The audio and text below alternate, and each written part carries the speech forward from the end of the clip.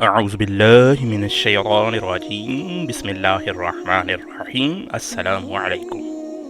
ناظرین کرام، 12 ربیع الاول کی مناسبت سے ہم آپ کو نبی کریم صلی اللہ علیہ وآلہ وسلم کی ولادت بسعادت کا واقعہ پیش کرنے جا رہے ہیں۔ امید کرتے ہیں آپ کو یہ ہماری پہلی ویڈیو کی طرح یہ ویڈیو بھی پسند آئے گی۔ ناظرین گرامی، مکہ کی وادی کے ایک کچے مکان کی خوشبوؤں سے معطر ایک کمرے میں حسن و جمیل، پاک و طاہرہ خاتون، شرم و حیا کی پیکر، صبر و شکر کا اعلیٰ نمونہ، اپنے شوہر کی جدائی کا غم لیے تخلیق کے عظیم ترین اور پاکیزہ مرحلے سے گزر رہی۔ آج کی رات ان کی زندگی کی سب سے خوبصورت رات تھی، کیونکہ یہ کائنات کے حسین ترین لمحات تھے کہ آج وہ ہستی اس دنیا میں جلوہ گر ہونے والی تھی جن کے لیے یہ ساری کائنات سجائی اور سنواری گئی تھی، جن کی محبت کی خوشبو اللہ پاک نے سارے عالم میں سمو دی۔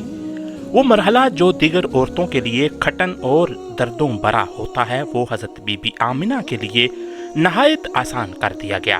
چاروں طرف ایسا نور پھیل گیا کہ شام کے محلات بھی حضرت آمنہ کو نظر آنے لگے۔ حضرت عثمان ابی عاص اپنی والدہ سے روایت کرتے ہیں، وہ فرماتی ہیں کہ نبی محترم کی ولادت پر میں حضرت آمنہ کے پاس حاضر تھی۔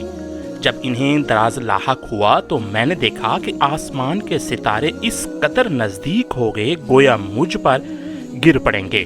یہ دیکھ کر ہم حجرہ سے باہر نکلیں، دوبارہ اندر گئیں تو حضور پیدا ہوئے اور ایک ایسا نور نکلا جس سے سارا گھر روشن ہو گیا۔ اس حدیث کے شاہد حضرت عباس بن سائرہ کی حدیث ہے۔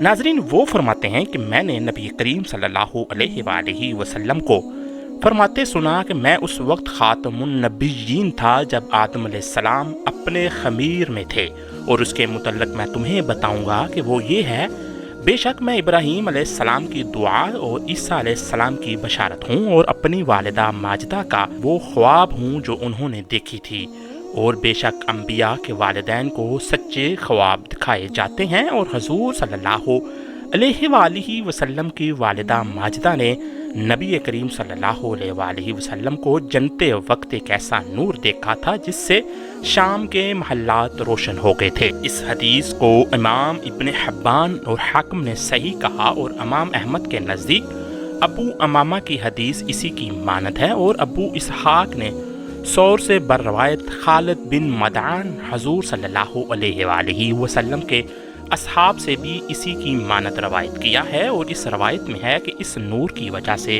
ارض شام کا شہر بصرہ روشن ہو گیا، جبکہ ابن کثیر اسی واقعے کو اس طرح روایت کیا گیا ہے کہ ولادت بسعادت کے وقت جو نور محمدی چمکا، اس کی روشنی میں ملک شام کے شہر بصرہ کے اونٹوں کی گردنیں چمکنے لگی، چونکہ حضور صلی اللہ علیہ وآلہ وسلم کی خلقت بے نظیر، لطیف و نظیف اور نورانی ہے۔ کسی قسم کی غلاظت اور کثافت جسم اقدس میں نہیں پائی جاتی، اس لیے حضور علیہ السلام کا پسینہ مبارک بلکہ تمام کے تمام جسم اقداس حتیٰ کہ خون مبارک بھی انتہائی خوشبودار تھا۔ محمد بن سعد نے ایک جماعت سے حدیث بیان کی ہے کہ اس میں سے عطا اور ابن عباس رضی اللہ تعالی عنہ بھی ہیں۔ وہ بیان کرتے ہیں کہ آمنہ بنت وہب آپ کی والدہ ماجدہ کہتی ہیں، جب آپ صلی اللہ علیہ وآلہ وسلم میرے بطن سے جدا ہوئے تو آپ کے ساتھ ایک نور نکلا جس کے سبب مشرق و مغرب کے درمیان سب روشن ہو گیا۔ پھر آپ زمین پر آئے اور دونوں ہاتھوں پر سہارا دیے ہوئے تھے۔ پھر آپ نے خاک کی ایک مٹھی بری اور آسمان کی طرف سر اٹھا کر دیکھا۔ حضرت امام ابو نعیم اصفہانی دلائل النبوہ میں بیان کرتے ہیں کہ حضرت حسان بن ثابت رضی اللہ تعالی عنہ سے نقل ہے کہ میں 7-8 برس کا تھا اور دیکھی سنی بات کو سمجھتا تھا۔ ایک دن صبح کے وقت ایک یہودی نے یکا یک چلانا شروع کیا کہ اے جماعت یہود سنو۔ سب جمع ہو گئے اور میں سن رہا تھا۔ کہنے لگا تجھ کو کیا ہو گیا؟ کہنے لگا احمد صلی اللہ علیہ وآلہ وسلم کا وہ ستارہ آج شب طلوع ہو گیا جس کی ساعت میں آپ پیدا ہونے والے تھے۔ سیرت ابن حشام میں بھی یہ ہے کہ محمد بن اسحاق صاحب سیر کہتے ہیں کہ میں نے سعید بن عبد الرحمن بن حسان بن ثابت سے پوچھا کہ رسول اللہ صلی اللہ علیہ وآلہ وسلم جب مدینہ طیبہ تشریف لائے تو حسان بن ثابت کی عمر کیا تھی؟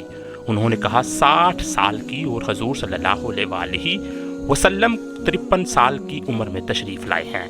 تو اسی حساب سے حسان بن ثابت رضی اللہ تعالی عنہ نبی کریم صلی اللہ علیہ وآلہ وسلم سے 7 سال عمر میں زیادہ ہوئے، تو انہوں نے یہ مقولہ یہودی کا 7 سال کی عمر میں سنا۔ یہی روایت امام بقی نے بھی لکھی ہے۔ ام ہانی سے بھی روایت ہے کہ انہوں نے اپنے والد سے سنا کہ ایک یہودی مکہ اس رات داخل ہوا جب نبی کریم صلی اللہ علیہ وآلہ وسلم کی ولادت ہوئی، تو وہ لوگوں کو جمع کر کے پوچھنے لگا کہ آج کس قریشی سردار کے گھر بچہ پیدا ہوا ہے۔ لوگ اس یہودی عالم سے کہنے لگے آج تو صرف ایک ہی بچے کا چرچا ہے جو عبداللہ بن عبد المطلب کے ہاں پیدا ہوا ہے۔ اس یہودی نے درخواست کی کہ میں ایک دفعہ اسے دیکھنا چاہتا ہوں، جسے حضرت عبد المطلب نے قبول فرما لیا۔ اس یہودی نے دونوں شانوں کے درمیان مہر نبوت دیکھی تو بے ہوش ہو گیا۔ جب ہوش میں آیا تو چلا اٹھا کہ بے شک آیا گرا قریش، سن رکھو یہ بچہ تم پر غلبہ حاصل کریں گے اور مشرق و مغرب سے اس کی خبریں آئیں گی۔ سرور کائنات آقا نامدار حضرت محمد مصطفیٰ صلی اللہ علیہ وآلہ وسلم پاکیزہ بدن ناف بریدہ ختنہ کیے ہوئے خوشبو میں بسے ہوئے بحالت سجدہ مکہ مکرمہ کے مقدس سرزمین میں اپنے والد ماجدہ کے مکان کے اندر پیدا ہوئے باپ کہاں تھے جو بلائے جاتے اور اپنے نو نہال کو دیکھ کر نہال ہوتے؟ وہ تو پہلے ہی وفات پا چکے تھے۔ دادا بلائے گئے جو اس وقت طواف کعبہ میں مشغول تھے۔